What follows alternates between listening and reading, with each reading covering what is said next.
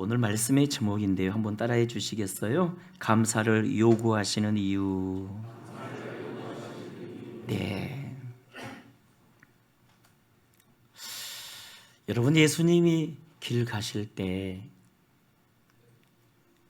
10명의 나병 환자들이 큰 소리로 외치지 않았습니까? 우리를 불쌍히 여겨달라고. 예수 선생님, 우리를 불쌍히 여기소서. 그러자 예수님, 가서 너희 몸을 제사장들에게 보이라. 그 말씀에 이 나병 환자들이 달려가다가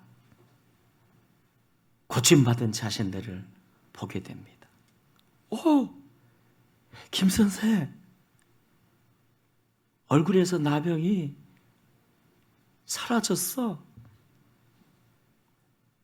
박 선생, 마찬가지야. 나병에서 고침받은 거야.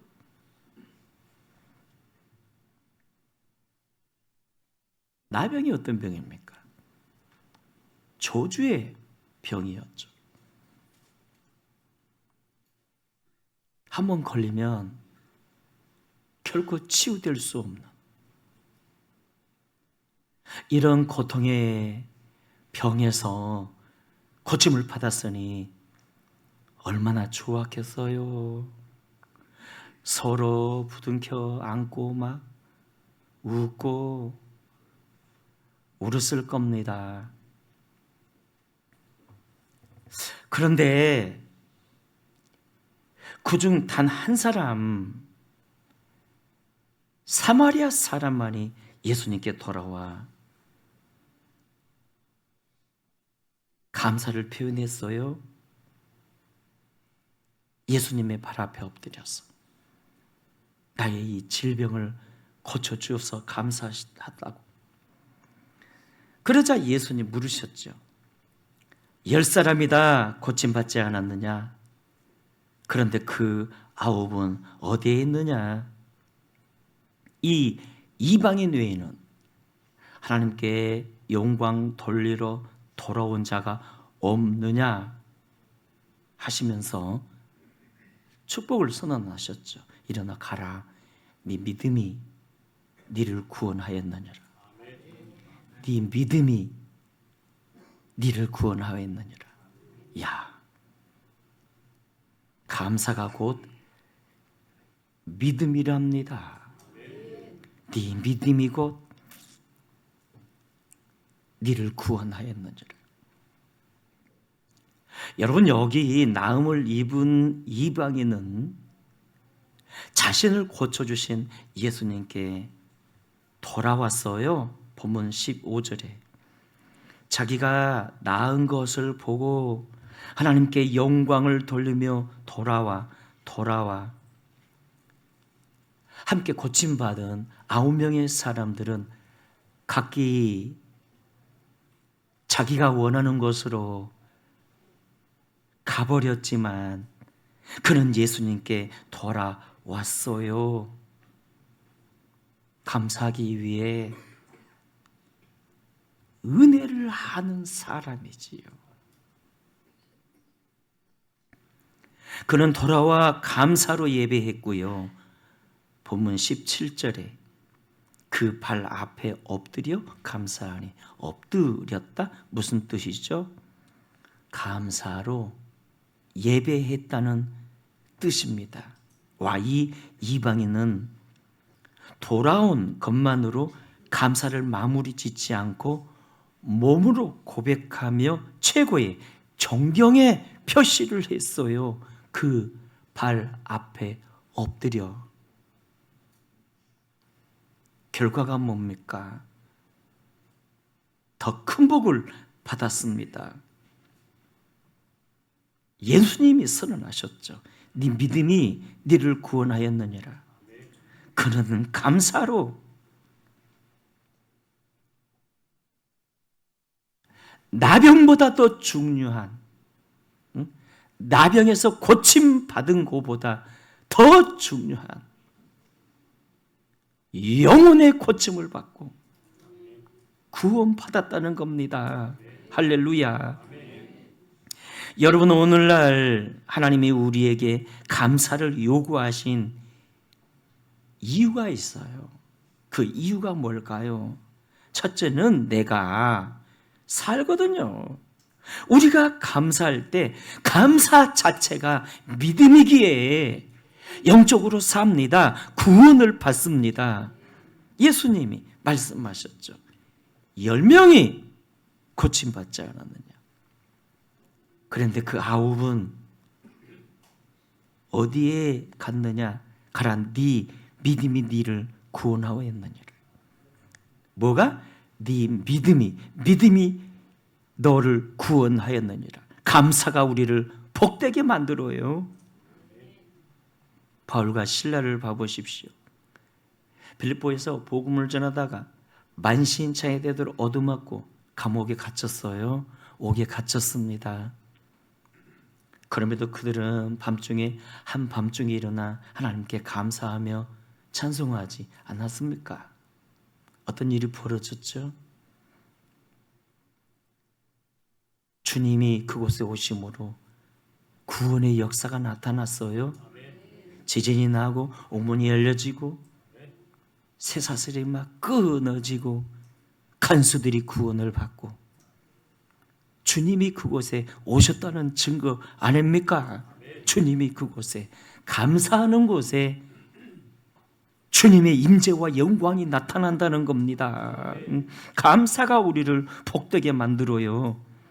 그래서 시편 50절에서 말씀했죠. 감사로 제사 드리는 자가 나를 영화롭게 하나니 그의 행위를 옳게 하는 자에게 내가 하나님의 구원을 보이리라. 여러분, 감사자가 하나님을 어떻게 한다고요? 영화롭게 하나니. 여기서 영화는 영광 아닙니까?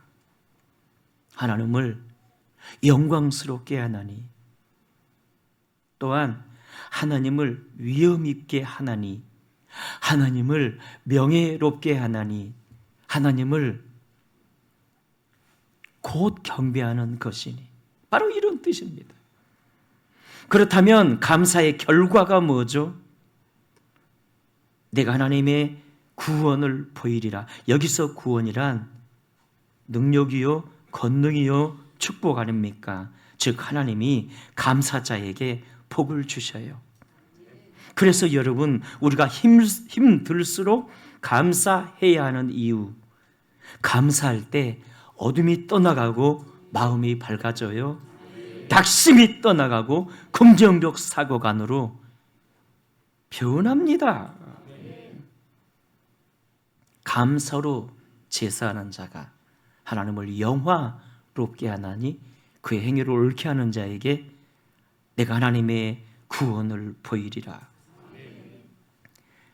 둘째, 하나님이 감사를 요구하신 이유, 은혜를 알고 감사를 표현하는 것이 나를 지으신, 나를 창조하신 하나님의 목적이거든요. 여러분, 오늘 본문에서 고침받은 그 9명의 사람들을 봐보십시오. 그냥 가버렸습니다. 나병이 어떤 병인데, 그런 병에서 고침을 받아놓고 그냥 가버렸어요. 치유받았음에도 은혜를 모릅니다. 단 한 사람, 사마리아 사람만이 예수님께 돌아와 감사로 살이하지 않았습니까? 무엇을 깨닫습니까? 여러분, 감사는요, 은혜를 아는 자만이 할 수 있다는 것입니다. 따라합시다. 감사는 은혜를 아는 자만이, 그렇습니다. 은혜를 아는 자만이 할 수 있다는 겁니다. 여러분, 우리가 하나님께 받은 은혜 얼마나 많습니까? 10,000가지 은혜를 받았죠. 응? 그렇지 않습니까? 찬송가 가사처럼 하늘을 두루마리 삼고 바다를 먹물 삼아도 그 사랑, 그 은혜 다 표현 못해요. 구원받은 거 그 하나만으로도 어찌 그 사랑 감사로 다 표현할 수 있단 말입니까?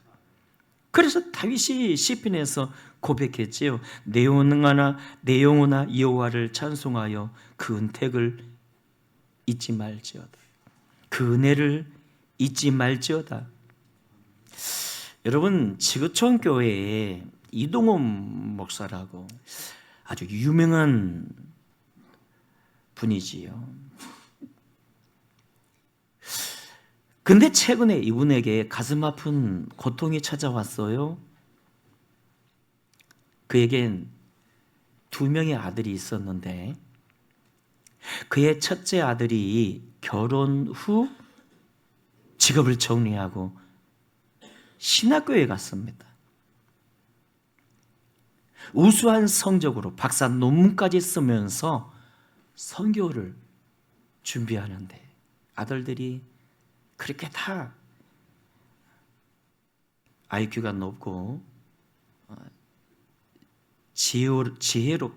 지혜로웠다고 합니다. 선교를 이렇게 준비하는데 그의 아내가 남편이 선교사 되는 게 싫다면서 가출해 버렸습니다. 갑자기 집을 나가 버렸습니다. 평소 마음이 참 좋았고 좀 약했던 이 첫째 아들이 그 일로 충격을 받고 멘붕이 와가지고 그만 공황장애 아세요? 이 공황장애가 왔는데 너무 심하게 온 거예요. 뭐 아무리 유명한 의사를 만나고 미국까지 가서 유명한 의사를 만나봐도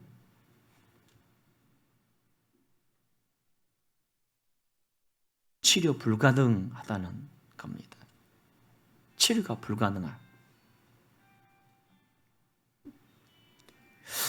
그런데 이번에는 둘째 아들에게도 대장암이 찾아왔습니다. 여러분 대장암 아시죠? 둘째는 한동대 법률대학원을 수석으로 졸업하고 국제 변호사가 됐어요. 영국에서 이렇게 변호사 활동을 하는데 그런데 그렇게 잘 나가던 아들이 대장암으로 투병하게 될 때 치유를 위해 기도하다가 처음에는 막 고쳐달라고 막 때를 쓰며 기도하다가 나을 기색이 안 보이니까 이런 걱정이 들더랍니다. 내 아들이 지금 죽는다면 천국에 갈 수 있을까? 천국에 갈 수 있을까? 그래서 전화를 해가지고 구원의 확신을 묻는데 다행히 아들이 걱정 말라고 요즘 자신은 예수님께만 집중하고 있다면서 예수님께만 집중하고 있다면서 결국 아들은 죽게 되고 이동훈 목사님은 섭섭해가지고 누구에게? 하나님께 섭섭해가지고 그냥 못 받아들이는 거예요.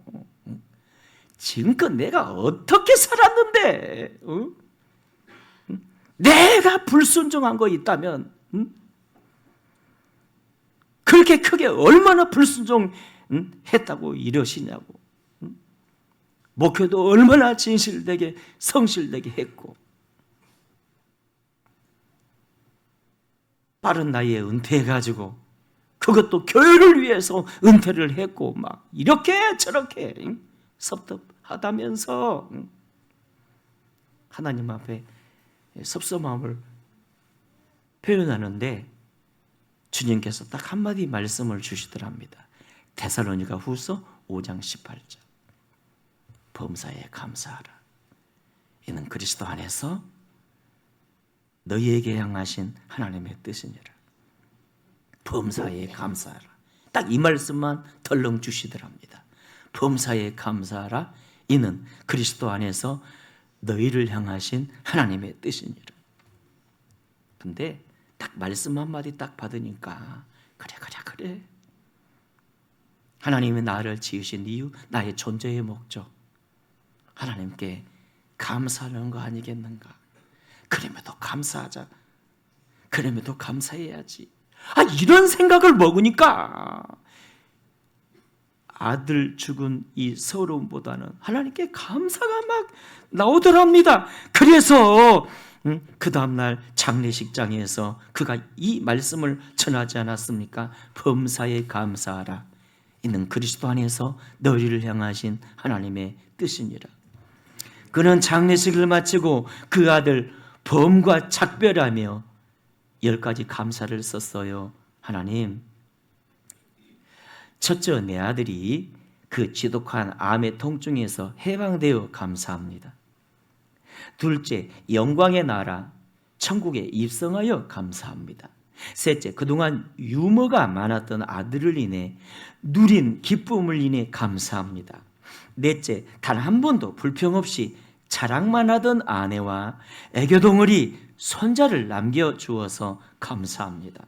다섯째, 어려서부터 게임을 좋아하더니 게임 변호사가 된 것을 감사합니다. 여섯째, 아들의 고통을 통해 예수님을 내어주신 하늘 아버지의 고통을 알게 하심을 감사합니다. 일곱째, 아들의 암투병을 통해 수많은 암 환자의 고통과 연대하게 된 것 감사합니다. 여덟째, 또한 자식을 먼저 떠나보낸 수많은 부모들의 고통과 연대하게 되어 감사합니다. 아홉 번째, 아들의 치유를 위해 기도한 수많은 중보 기도자들과 한 지체가 되어 감사합니다. 열째, 아들이 간 천국을 더 가까이 소망하게 되어 감사합니다.